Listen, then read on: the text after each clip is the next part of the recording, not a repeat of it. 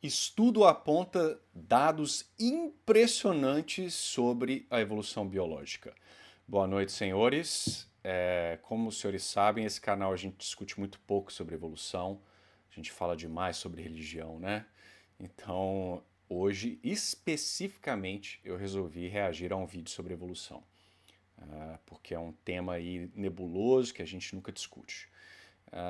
Brincadeiras à parte, me mandaram um vídeo de um canal que eu não conhecia, Blá Blá Logia, se não me engano. E quando eu comecei a assistir o vídeo, os primeiros segundos eu concordei 100%. E isso é tão raro que eu falei, não, esse vídeo eu tenho que assistir e reagir. Porque são raros os momentos que o pessoal ateu evolucionista fala alguma coisa que eu concordo, pelo menos no meio do YouTube, né? Então, sem mais delongas, vamos assistir o vídeo juntos aqui e descobrir o que é que esse estudo descobriu de impressionante. Evolução. Essa palavra é um problema. Tem um monte de gente que discute, inclusive, que a gente deveria mudar a palavra evolução. Porque sempre que a gente fala de evolução biológica, as pessoas tendem a pensar em melhora. Tal bicho está melhorando. Eu não sei se o vídeo tocou, porque estava preto ali, então eu vou colocar de novo. Evolução. Essa palavra é um problema. Tem um monte de gente que discute, inclusive, que a gente deveria mudar a palavra evolução. Porque sempre que a gente fala de evolução biológica, as pessoas tendem a pensar em melhora. Tal bicho está melhorando. Tal planta está melhorando, tal coisa está acontecendo. E outra coisa, a gente vai falar dela hoje, que as pessoas sempre confundem evolução com seleção natural. Então hoje, no vídeo que você está assistindo agora... Tá, então vai lá. É o que eu falei, eu concordo plenamente. O termo evolução é um termo problemático, ele é um termo, como eu já falei várias vezes, equívoco, e muitas vezes ele é utilizado de forma equívoca deliberadamente, tá? Quando é conveniente que a evolução seja um fato, a definição vai virar uma.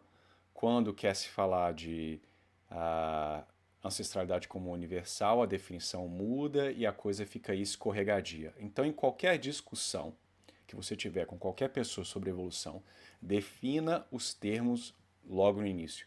Quando você for falar de evolução, me diga o que é evolução, tá? Eu te garanto que quando essa turma aí fala que evolução é fato, o que eles estão realmente se referindo é a definição de genética de populações, né? A variação na frequência alélica ao longo do tempo em uma população, tá? E aí você desafia essa pessoa a mostrar como que essa definição é capaz de explicar novos planos corporais, surgimento de novos genes, e a pessoa não sabe fazê-lo, tá? Então, por definição, variação na frequência alélica não pode explicar, por exemplo, a explosão cambriana. Nunca. Tá? Alelo de gene pressupõe um gene e suas variantes. E o que está variando é os nucleotídeos ali ao longo do tempo.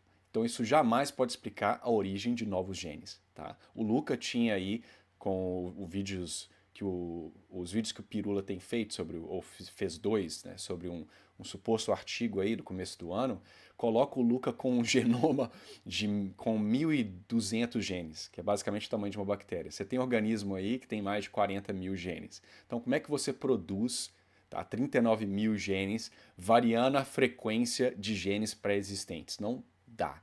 E é por isso que o neodarwinismo está morrendo. Mas a turba aí, que não é cientista coisa nenhuma, mas acha que são os defensores da ciência, estão presos em 1920, tá? Quando a genética de populações era aí quente. Tá? Não que ela não seja utilizada, eu trabalho com isso, inclusive, atualmente, mas a genética de populações pode explicar muito pouco, ok? Mas vamos lá, vamos ver como é que o nosso amigo aí define evolução. Agora, a gente vai discutir se o ser humano ainda está mudando, se a evolução ainda está acontecendo. E o mais importante, eu vou contar para vocês de um trabalho publicado numa das maiores revistas científicas do mundo que mostrou que a evolução humana está acontecendo. Eu sou Emílio Garcia, você está no Blá Blá Logia. Não esquece de se inscrever no canal e de deixar o seu like. Primeira coisa que a gente precisa fazer para impedir que os biruleibe que não sabem nada de evolução já saiam do nosso pé é definir o que é evolução para um biólogo. Então, quando a gente fala de evolução para um biólogo, a gente está falando de uma mudança na frequência dos alelos de uma população de uma geração para outra. Isso é evolução. Essa é a definição de evolução. Não, essa é uma das definições, né? Como eu disse, eu imaginei que seria utilizado, né? É a definição da genética de populações. E por que que essa é a definição favorita nesses tipos de debate? Porque ela pode dar aí suporte para a afirmação de que a evolução é um fato. Porque se trata de algo tão trivial, algo que realmente pode ser observado, tá?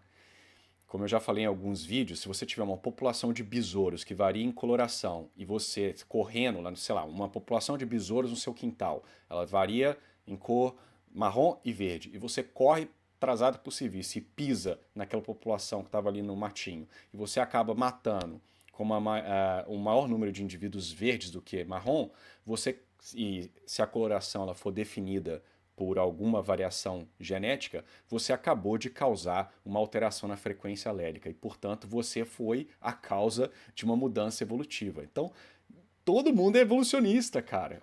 Até o sujeito lá, criacionista terra jovem, T-Rex vegano, ele é evolucionista, porque não tem como negar uma coisa tão simplória. Agora, um processo como esse pode explicar a origem do besouro? Esse que é o ponto, tá? Então, evolução é a mudança da frequência alélica em uma população de uma geração para outra. E existem vários mecanismos de evolução. Então, por exemplo, se surge uma mutação, ou seja, se surge um alelo novo de uma população, eu automaticamente tive evolução, porque mudou a frequência dos alelos em uma população. Se acontece migração, ou seja, se organismos de uma cor diferente, eu tenho passarinhos azuis, e aí vem passarinhos vermelhos de uma outra população, eles vão ter um gene diferente, de uma outra população da mesma espécie, e eu tive evolução por migração. Vai parecer pedante da minha parte, mas eu vou corrigir essa frase. A população lá dos passarinhos vermelhos não trouxe um gene para outra população. Eu vejo esse equívoco constantemente, tá? E não é só no YouTube, não. Isso aí, inclusive, eu tive que escrever em um artigo de divulgação dessa forma equívoca, porque as pessoas não têm conhecimento do termo alelo. Só que, peraí, vamos dar um passo para trás. Então, pegando esse exemplo dele aí, você tem passarinhos da mesma espécie, ele mesmo falou, variando em coloração. Quando há uma migração, o que você tem não é um gene novo sendo trazido, porque isso dá a entender que tem uma coisa nova ali naquela população, um poder X-Men diferente. E o gene, né, codifica uma proteína diferente. Então, é uma proteína diferente está sendo trazida para essa população. Não, não é isso que acontece. O que nós temos são alelos do mesmo gene que variam em frequência em populações distintas. Tá? Então, alelos são normalmente alterações de um nucleotídeo, uma letrinha no DNA. Pode ser outra, pode ser, dependendo de como você vai categorizar aí o que é alelo, pode ser uma mudança estrutural, mas geralmente o que a gente chama de SNP, tá? Um único polimorfismo. Então, você tem, para dar um exemplo, suponha, geralmente coloração vermelha é causada por uma maior produção ou habilidade de captar carotenoide. Tá? Geralmente não é nem genético, depende da dieta. Se você parar de dar camarão para um pelicano, sei lá, para um flamingo, ele fica branco. Tá? Então vamos pegar a melanina, que de fato às vezes pode ser, veja em humanos, por exemplo, ela pode ser controlada de certa forma pelos genes. Então você tem, no caso de humanos, você tem uma cópia a mais aí de cada cromossomo. Você é um organismo diploide. Então você tem duas cópias do mesmo gene. Tá? Então alelos são as variações do mesmo gene. Então suponha que houve uma mutação na cópia 1, aqui está espelhado, né? Mas na cópia 1 ou 2 que seja do gene. Então você tem uma letrinha em um dos genes que é diferente da outra. E por alguma razão, aquela alteração vai afetar a expressão daquela proteína.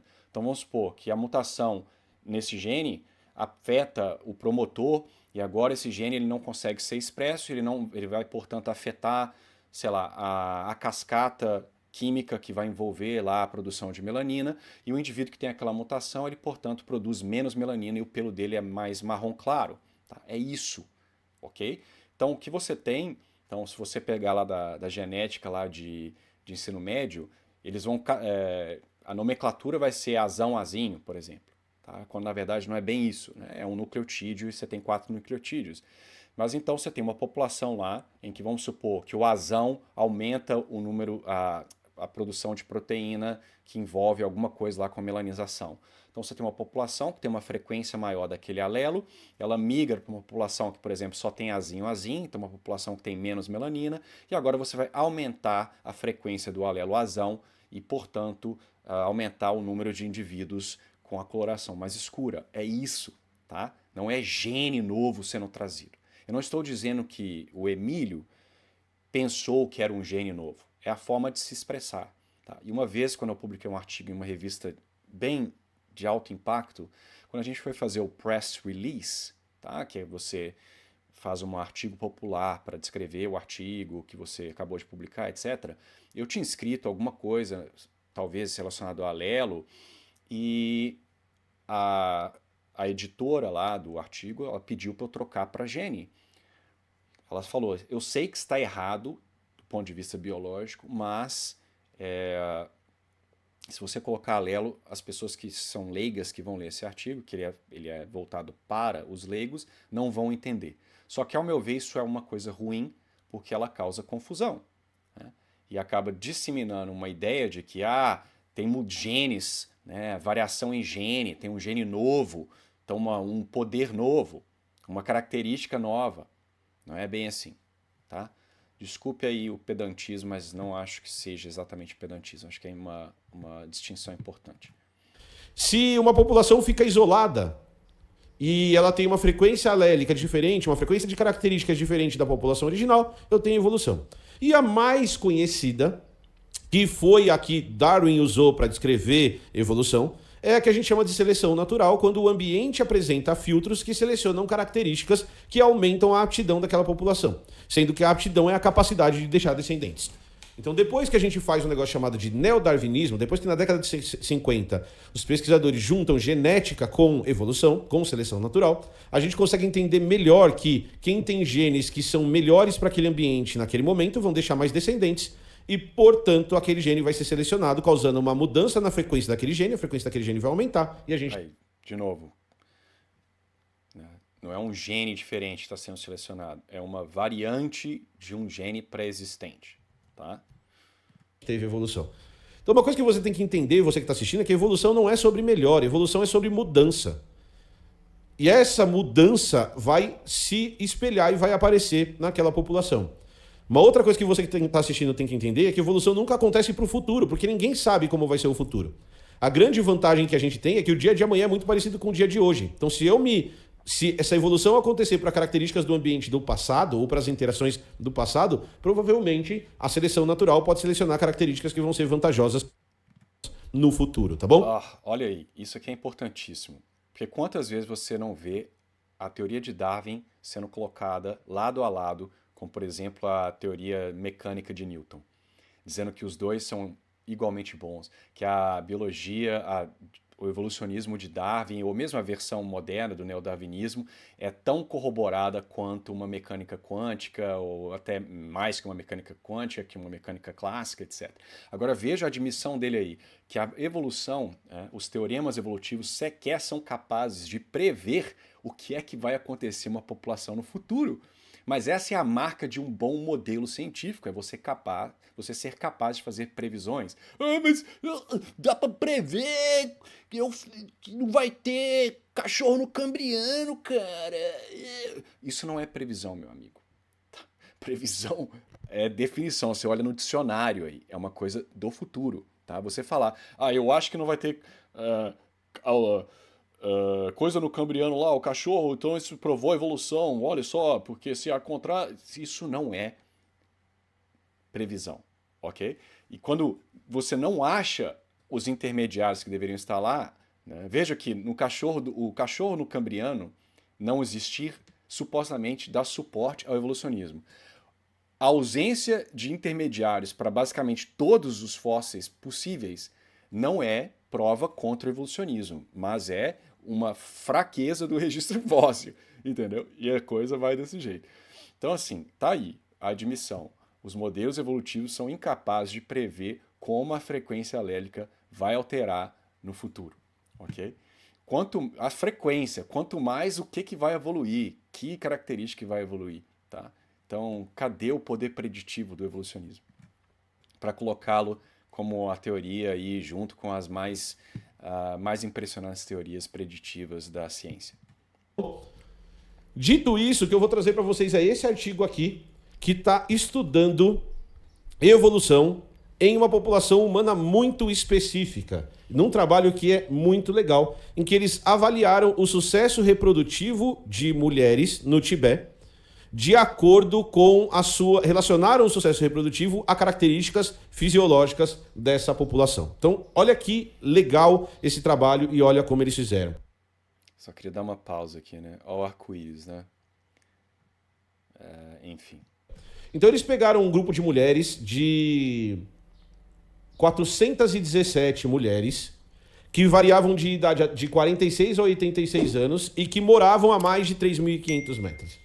Então, por que que esse ambiente ele é um ambiente interessante e importante? Porque acima de 3.500 metros, o ar começa a ficar rarefeito o suficiente para que modificações fisiológicas nos corpos das mulheres fossem selecionadas. Então, se isso acontecesse à altura do nível do mar, a quantidade de oxigênio é suficiente independente das suas características fisiológicas. Então, o que os pesquisadores eles partiram do princípio? Eles partiram do princípio... Não é bem assim, né?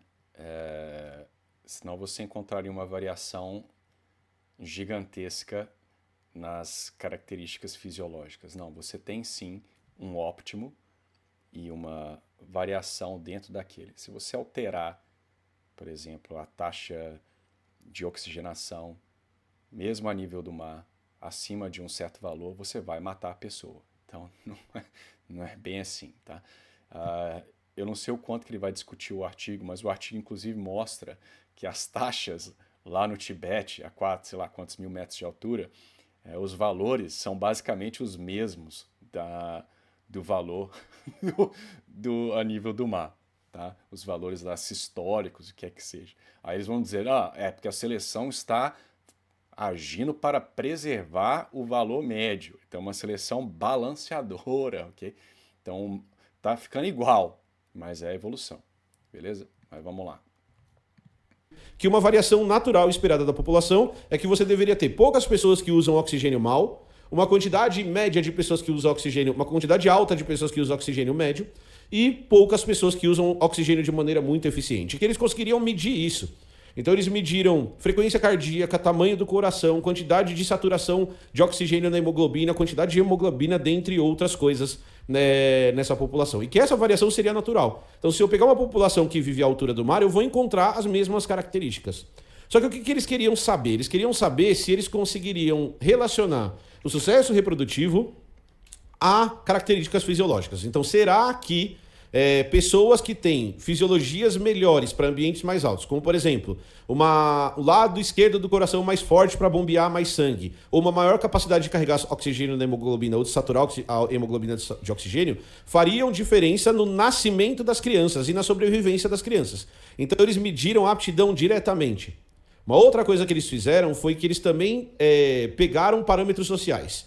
Então eles fizeram uma correção disso pelo modo de vida das pessoas. Então, o que elas comem, a renda dessas pessoas e assim por diante. E eles perceberam uma coisa muito legal. Eles perceberam uma coisa muito interessante nessa população.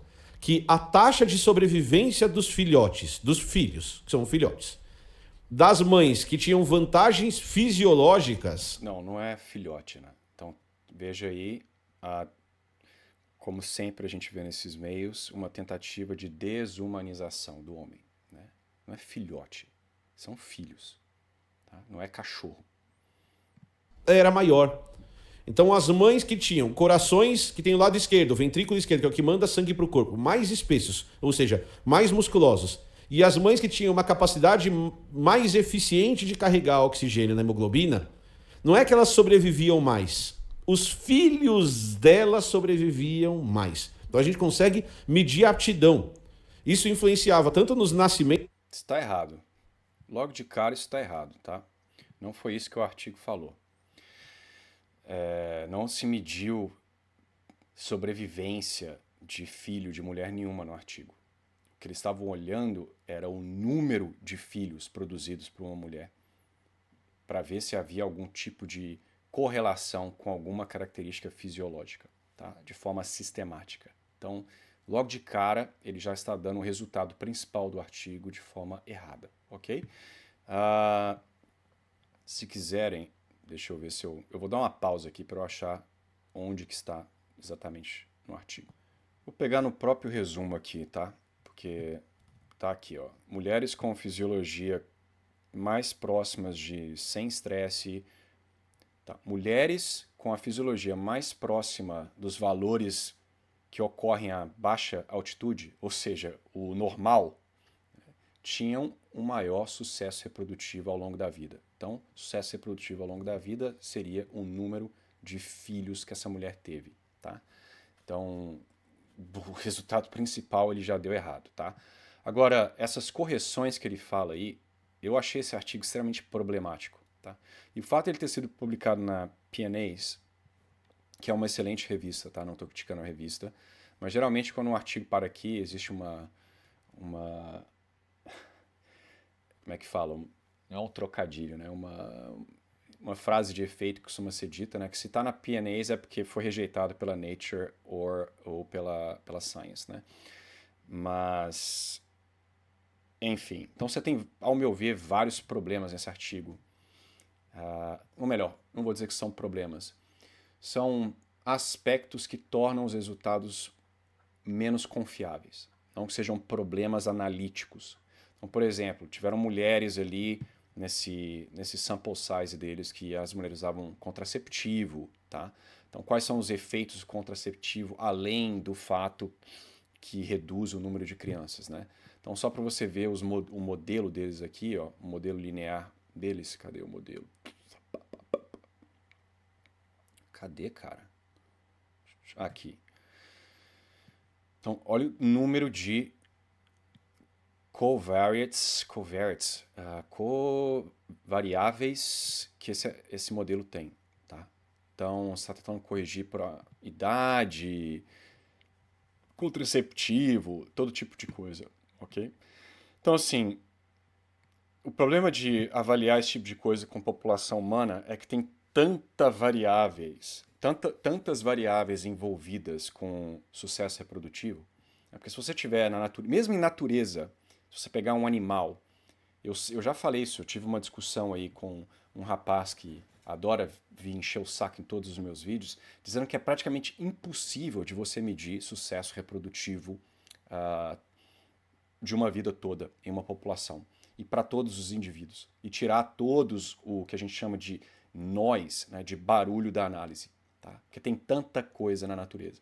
Então, geralmente, quando se tenta calcular o sucesso reprodutivo, se pega uma população bem caracterizada, pequena, sei lá, os soy sheep, enfim, ovelha de algum lugar, umas populações pequenas que tem basicamente todo mundo é microchipado, etc. Mas é muito complicado. E o humano é muito pior, porque você tem o aspecto da inteligência, pessoas fazem decisões diferentes, uma pessoa pode decidir não ter filho, não porque ela tem uma capacidade sistólica diferente, mas por qualquer outra razão que seja. Então, olha, avaliar seleção em humanos, nesse aspecto aí que esse artigo fez, é extremamente difícil. Então, inclusive eles mesmos vão admitir isso e eles passam uma grande parte do artigo simplesmente justificando as análises que eles fizeram, provavelmente por causa das críticas dos revisores. Nas discussões eles têm que responder os pontos do porquê aquilo poderia ser, os efeitos poderiam ter sido causados por outra coisa, etc. E as variações, né, o que a gente chama de effect size, né, o efeito do que eles tentaram encontrar é pequeno. Tá? Então você está falando aí de uma variação de 0,38 batimentos cardíacos ou 0,13 batimentos cardíacos por minuto, etc. E o GWAS que eles fizeram, a análise genética, tentando encontrar uma associação entre variações genéticas e as características que eles estavam medindo, nenhuma delas passou do... como é que eu vou falar isso? Nenhuma delas tinha um p-valor adequado, tá? Eles estavam abaixo do p-valor, o cutoff, né? Então, assim, elas eram não estatisticamente significantes, vamos colocar dessa forma, ok? Então, assim, é um trabalho que eu achei muito problemático, tá? Mas ainda que a gente aceite os resultados, né? Na verdade, vamos deixar o Emílio terminar ali, né?